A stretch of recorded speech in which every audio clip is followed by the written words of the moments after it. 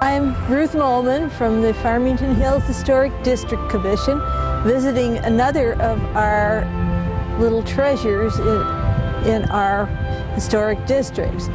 This we call Ward Eagle, and it's named after Ward Eagle, who was a local farmer. He moved into this house when they widened Middle Belt Road, and his house that his father had built was destroyed.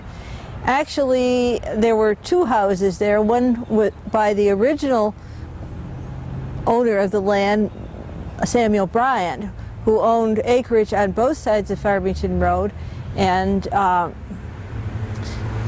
was his township supervisor. He and his family disappeared by the mid-1800s, and that is about the time that the Eagle family came to Farmington.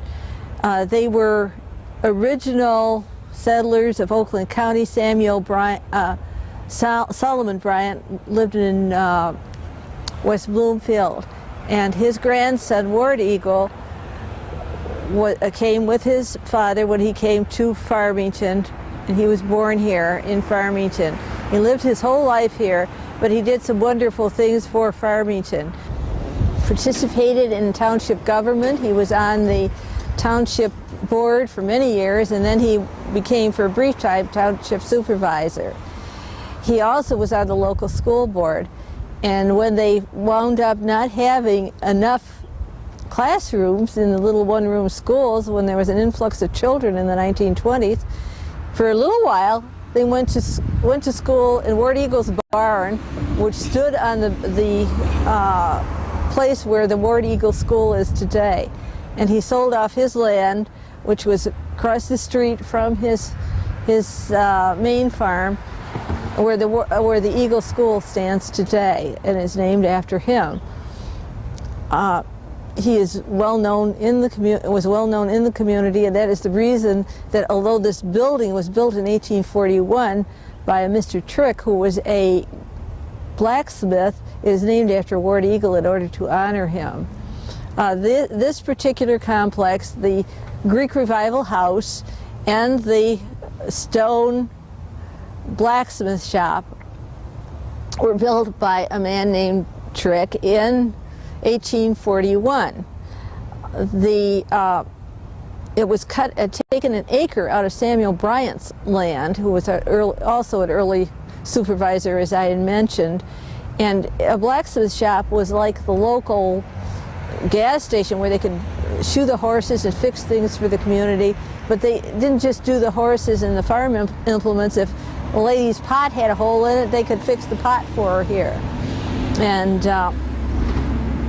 by 1902, apparently they had a lesser use for blacksmith shops, and this property was back incorporated into the Eagle Farm.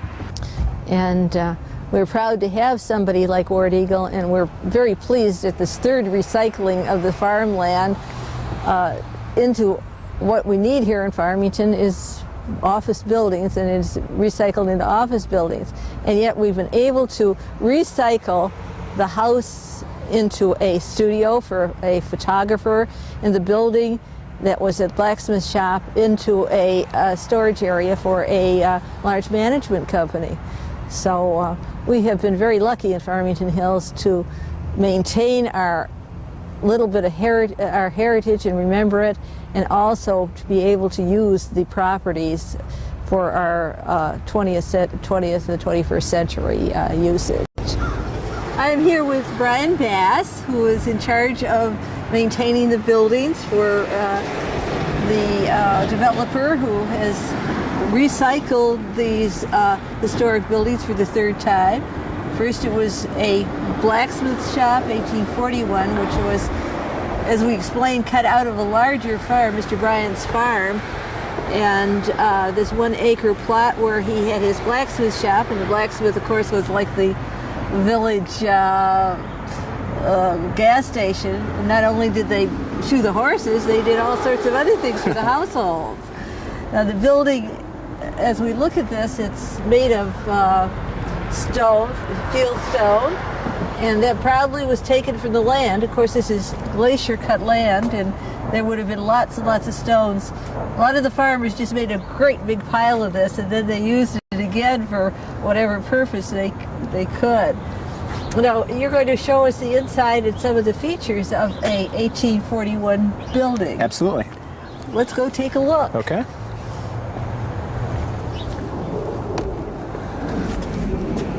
Oh, wow. Beautiful building you have here. Now, tell me something about this. Why is this, which are the 1841 things that are left in the building?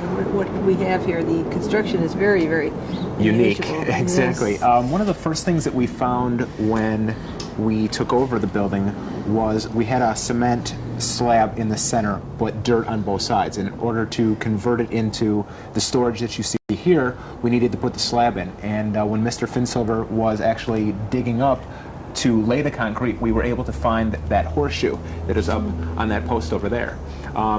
Some of the other unique things you'll see are that the rafters are made out of actual trees as opposed to just cut pieces of wood. And the other thing we noticed was on this side of the barn we've got holes through the block or through the rock, and we really weren't sure exactly what that was for, but as you and I were discussing, we thought that maybe it was for a stove or some type of support. Mm-hmm. And the beams, I guess, are special too.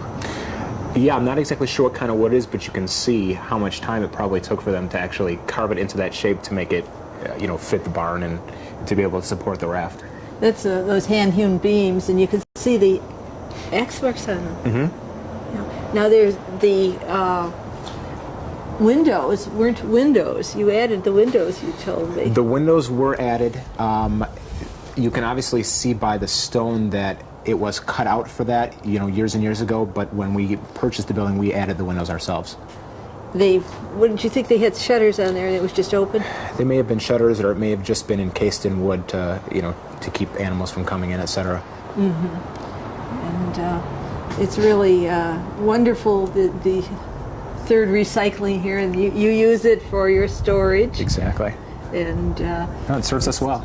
Stands here. It's, of course, a little bit before anybody could put a building. This is in the easement, I understand. Correct. But Farmington Hills has been very cooperative. They have been. They've been and wonderful. we enjoy working with them. Great. Well, thank you so much. No problem. Thank you.